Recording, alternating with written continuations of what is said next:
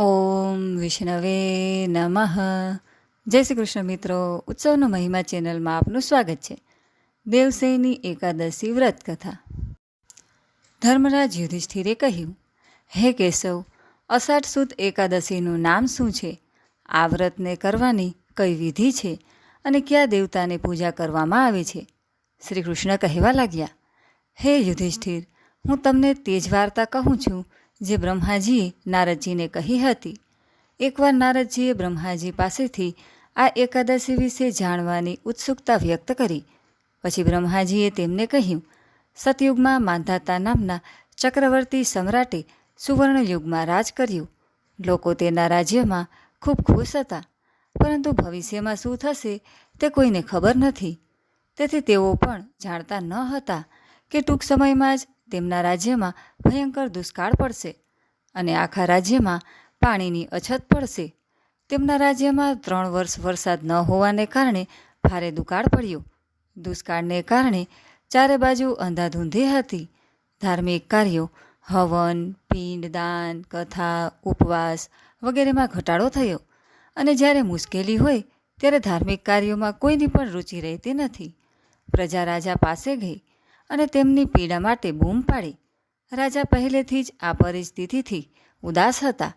તેઓ એમ વિચારવા લાગ્યા કે મેં કયું પાપ કર્યું છે કે જેના માટે મને આ સ્વરૂપમાં સજા મળી રહી છે. પછી આ દુઃખમાંથી મુક્તિ મેળવવા માટે કોઈ સાધન શોધવાના આશયથી રાજા સૈન્ય સાથે જંગલ તરફ ગયા.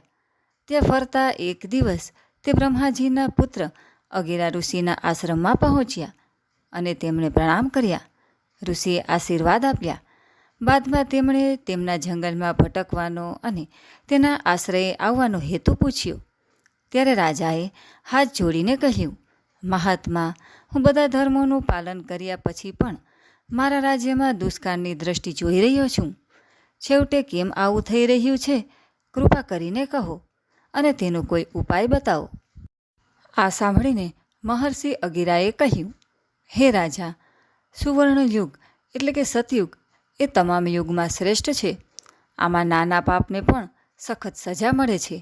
આમાં ધર્મ તેના 4 પગને વ્યાપી જાય છે. કોઈ બ્રાહ્મણ સિવાય અન્ય કોઈ જાતિને તપસ્યા કરવાનો અધિકાર નથી. જ્યારે એક શૂદ્ર તમારા રાજ્યમાં તપસ્યા કરે છે.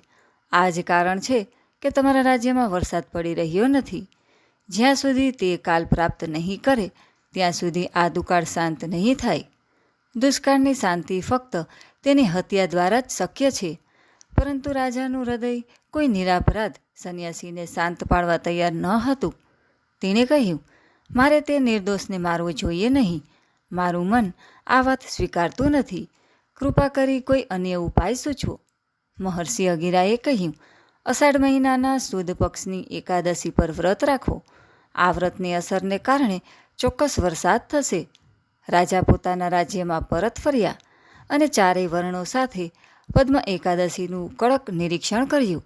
ઉપવાસની અસરને કારણે તેના રાજ્યમાં મુશળધાર વરસાદ પડ્યો અને આખું રાજ્ય સંપત્તિથી ભરેલું બન્યું. બ્રહ્મા વૈવર્ત પુરાણમાં દેવસેની એકાદશીનું વિશેષ મહત્વ વર્ણવવામાં આવ્યું છે. આ વ્રતથી પ્રાણીની બધી મનોકામનાઓ પૂર્ણ થાય છે.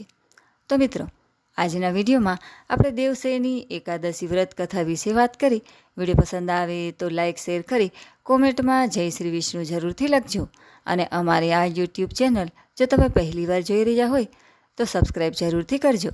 સર્વે ભક્તોને મારા જય શ્રી કૃષ્ણ.